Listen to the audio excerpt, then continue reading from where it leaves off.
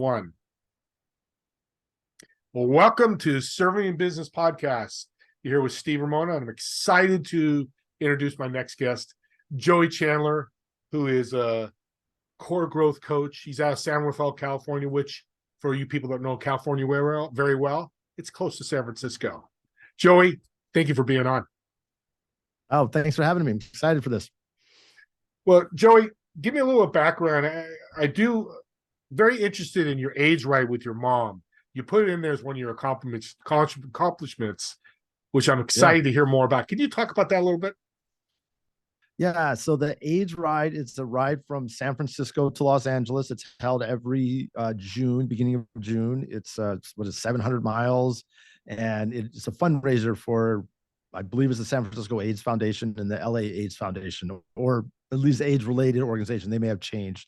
And I did it 1 year, and then the following year, I was talking to my mom, and she's like, maybe I want to do it. And I said, okay. And so, she trained, and she had a really great time because she actually didn't complete every day the ride, but she would come back to we slept in tents, and she'd come back to tents so excited every day, because when she got picked up by the bus, whenever that was, she would inevitably have a really great conversation with somebody about something. And she would just go on and on and on.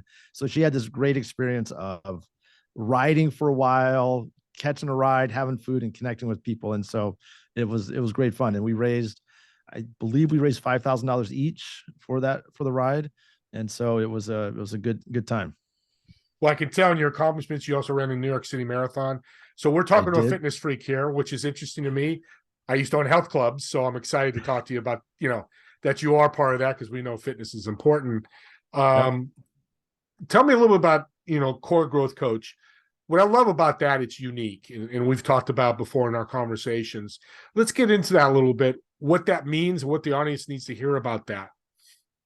Yeah. It's definitely different. I think on TikTok there's less than 10,000 searches or mentions of core growth, which on TikTok is like nothing basically.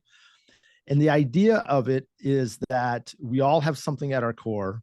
It's something like love or joy or happiness. It's something, and the more that we can clarify what it is and make greater use of it, the better off we are at finding solutions, achieving goals, overcoming challenges, and doing it with less stress and less worry, because we're coming from who we are and how we operate, rather than who we think we should be or who we need to be, or some version of that.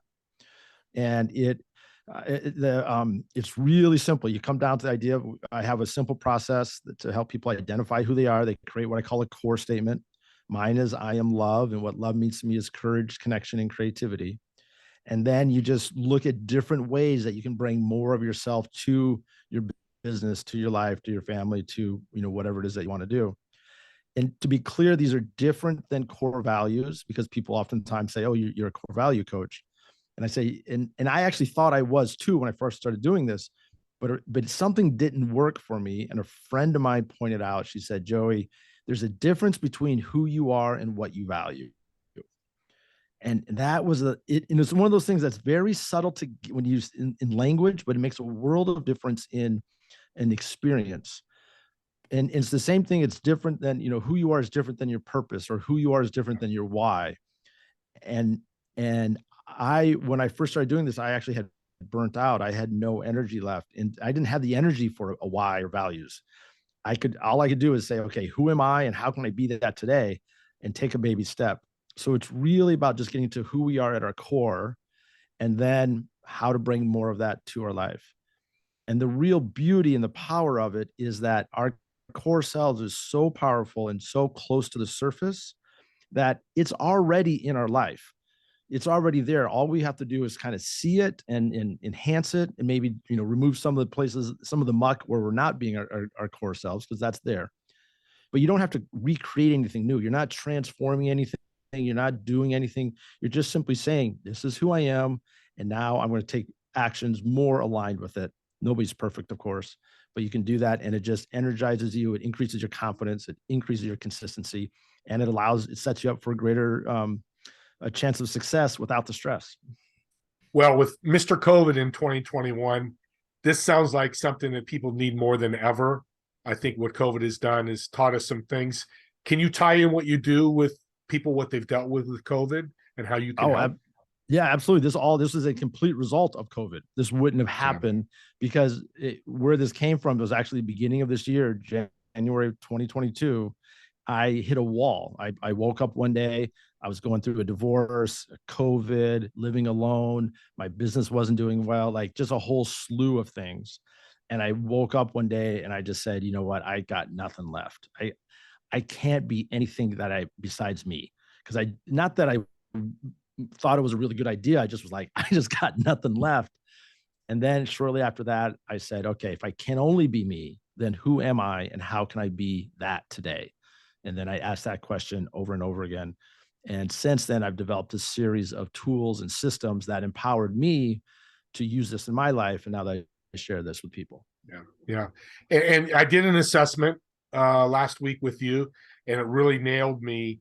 And it excited me to have you on as a guest because I was really not surprised, but it gave me great information. Probably what I knew, but reinforced, like you had mentioned, and how to work off that core.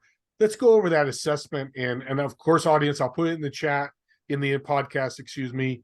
The link to connect with it. It's a free assessment. I suggest that you go out and all go out and do it. At least check it. And if Joey can do a review for you. But let's speak more about the assessment. I know that's a big tool of yours. Yeah. So it's called the core statement tool, and it helps you create a core statement. And is it okay if I share yours? Absolutely. Yeah. So you said you were happy, happiness. And for you, happiness means helping others, exercise, and growth. And now that I know you own exercise stores, because when I read that, I was like, oh, that's interesting. I didn't know your background, of course.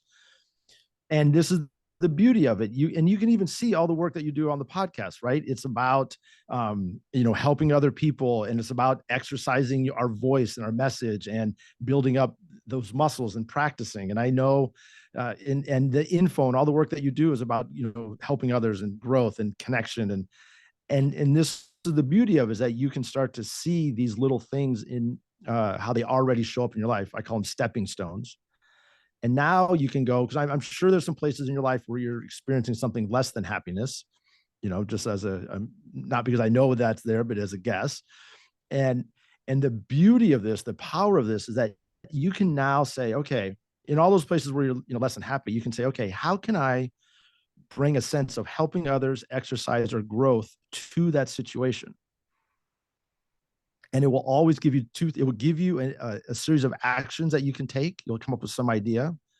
And those actions will be two things. There'll be one, actionable. There'll be something that you can do. And two, they'll be aligned with who you are. And what I'm finding is that an action that is actionable and aligned with who you are, it may not be the smartest decision. It may not be the right decision. It may not be the most perfect solution, but it's a very powerful solution to you because it's aligned with who you are and where you want to go.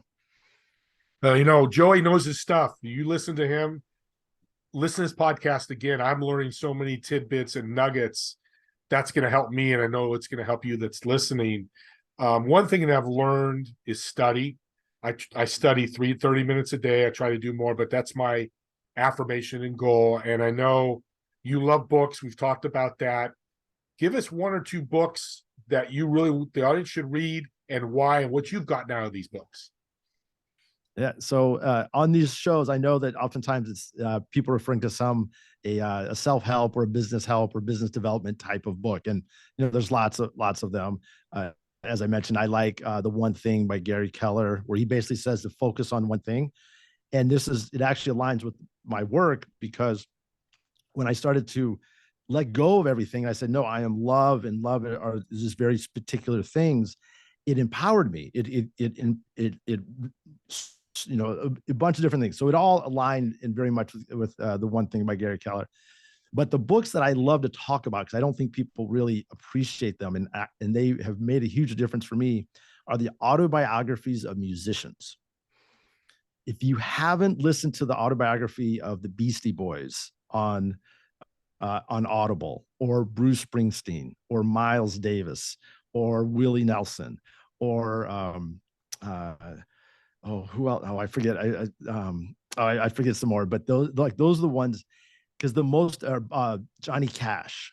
Uh, the amazing thing about an autobiography of a musician is at some point in every book, there's a line where they say something happened, and then we discovered our voice. And then from there, we worked harder, but it was all in alignment with our voice and everything changed. That line is almost verbatim in every single one of those books. And I think it's really applicable to entrepreneurs because you can be doing a whole bunch of stuff and you can be doing stuff and that it's not quite right and something's not working, but then you're like, then this happened and then I discovered my message or whatever it is, and it changes the game. And that shows up in every single musical autobiography that I've heard, and it's just great fun. I mean, the Bruce Springsteen one, he narrates it. So if you're a Boss fan, to hear him describe it, it's just beautiful. And the Beastie Boys autobiography is a work of art because they have people, a different person narrates every chapter. So they have, I mean, just so many different people, and it's amazing if you haven't listened to it. I've not heard that before. I'm 61 years. I've just learned something else. That's pretty interesting. Now, are these stories, autobiographies, start from their childhood up, or does it go through a full lifespan of what they're okay? Yeah, Tell me more about that. So Willie Nelson's autobiography, like I didn't know this. He was a radio DJ, and he did this thing where he got a bunch of albums made, and he basically said, "Hey, if you send me $1, I'll send you an album." And it was it was sort of a lead magnet, in the 50s, and I think it was in Seattle. And the thing about it is so incredible about these stories is the level of work. The David Grohl, the drummer from Nirvana and the Foo Fighters, yeah. Mm-hmm. He had an entirely successful, like high level punk rock career before Nirvana. And he described how he would he learned how to drum by pounding into pillows. And because with a pillow, you could hit it so hard, his style, which is just like crack, just going for it. He learned that because he learned it on pillows. And so, in the thing that you hear over and over again too in musicians, and I think this really comes back to this core work, is they have this sense of like, I have to be a musician. I have to do this. And you hear this all over the place, athletes, right? That's the classic, the kid shooting basketballs until wee hours. Do you know who Mr. Beast is? Oh yeah. Yeah. So Mr. Beast, if you hear him, he's starting to doing interviews now. He's like, I was 11 years old. I wanted to be a YouTuber. And I've basically spent every waking minute trying how to create videos. But he had that level of clarity. Now, not everybody has that. I certainly did not have that. But at some point, what makes a difference is when you're able to say, hey, this is who I am, and I'm taking action. And to me, there's 3 main steps that you go through whenever you're going to make the most of who you are. And you see this over and over again. You get clear on who you are. You're like, this is it, and everything else is gone.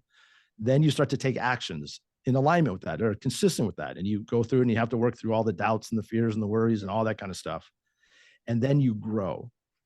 And I think this is the growth part, to me, is something that gets overlooked because you often hear people say, oh, I want to rediscover my childhood joy or my childhood happiness or something like that. And that sounds good, but in reality, you want to grow your level of joy. You're about happiness. You want I know your age, 40, 50, 60-year-old man age of happiness. You don't want just a kid level happiness. Yeah. You want that too. But you have to grow. You have to evaluate what works and didn't work and celebrate and make the revisions that you need to. And you see this over and over again. People that are really successful, they're very clear on what they do. They take actions, and then they continually grow their art, their tasks, their skills, and then you see people that go for a while, but they don't continue growing, and then they stumble and they fail. So and what you're saying is either you're increasing or decreasing. Joey's your guide to get you to increase, grow, and growth comes with that is more success, right? Yeah, absolutely. Yeah. Yeah. I look at it, you're doing three things. You're increasing the more you know who you are, you're going to increase your confidence, you're going to improve your consistency, and you're going to improve your success. And what's that lead to a business person? We have audience of business people or want to be business people. What would be that next step? Now I'm growing. What results could they possibly see? Um, well, it obviously depends on their world. I've Sure. had just this week, I had a gentleman got he works for a company. He turned down one, two, three jobs. And then the one job he took, he turned down two offers before they gave him an offer that he couldn't refuse. And he did it because his core was excitement. And he said, I just wasn't excited about those other offers. And because he had practiced being himself, built up what I call his core muscles, he was able to say, that doesn't feel right. And he said, I would never have said no before I had done this core work. He would have taken the first offer, probably been annoyed with it, and it just wouldn't have been. Now he's like so excited. It's crazy. Like, and he's like, and now there's this and this, and it's accounting, right? This is accounting, like the, but he's so excited about it because he stayed true and took actions true to who he was. I think right now, the single best thing a business person can do is to figure out who they are at their core because of the uncertainty that we either are in or appears to be coming. And the reason for this is that to find the solutions you need to be successful, whatever those are going to be, if you can say, and this is my second rule. I say any place where you are struggling, some aspect of your core self is either missing or could be elevated. So for me, when I struggle, which I do and am, I say, okay, how can I bring more courage, connection, or creativity to this situation? And I always have a solution. Same thing goes for you. Like as we're, if you're struggling the next few days, you can start to ask yourself, how can I bring a sense of helping others or exercise or growth to this? And you'll find a solution. And from that solution, you'll take a step. And we've had people increase sales, decrease procrastination, just do the things that they know to do. I'm not teaching rocket science here. I'm helping you be yourself. But the amazing thing is if we just did what we know to do, I mean, you're an exercise guy. So, like if we just did what we know to do, we'd all be a lot more fit than we are. And No, so it's we're not recreating the wheel here. no, this is great. And you read my mind because I was hoping you'd tell me a story and you did. So we connected very well. I love that because stories are the key, especially what you do, because it's going to give people faith and hope. Tied to you is persistence. I'm studying persistence now. And as you're talking, man, you put Joey Chandler and you put persistence together, you're going to have a gold nugget. Am I right? Yeah. Yeah. You might call it stubborn or there you go. Yeah. That's true. But the funny thing is, I honestly, just the other day, somebody told me, like, Joey, you're too aggressive in your sales calls or your networking, like you're too pitchy, too this. And before I did this, I would have been like, like I would not have been happy to get that. I would have been like, well, I got to leave this group because but now I look at it, I'm like, okay, clarity, I'm clear, I'm confident. And now there's some place for me to grow, to be able to deliver my message in a way that's still authentic to me, but also doesn't come across. Because if I'm about love and they're hearing pitchy or pushy, there's a disconnect there. I'm not being as my full self. And now there's an opportunity to grow. Am I happy about that?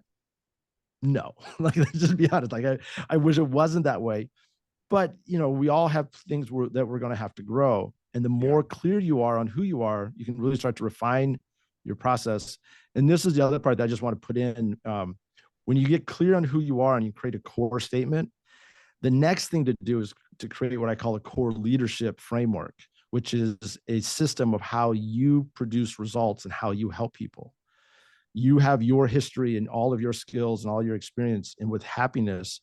And you combine that with all your skills as a gym owner and as an info. I'm not sure if you own the company or not. Owner, one of the partners, yeah. You're one of the partners. Okay, yeah. You're as an info partner and the person who developed this. You can combine all that together. You will have a set way of just generally doing things. And the more clear you are on how you produce results and how you help people, you're not only more effective at helping people, but you can refine it, make like small tweaks to achieve goals. This is fantastic. Oh my God. I get chills right now hearing people like Joey Chandler. And you can reach out to him. Again, I'll put it in the podcast, joeychandler.net. You can reach out to him there. I believe the assessment's there. But I suggest to reach out to him and talk to him, because you can see in this pod, or hear, I wish you could see him, but you can hear his passion. Again, serving people. And I'm going to leave us with this. And I always like to leave Joey, the people with the audience, with one great business tip. So give them something, that one tip that you would have them do to work on after they hear this podcast.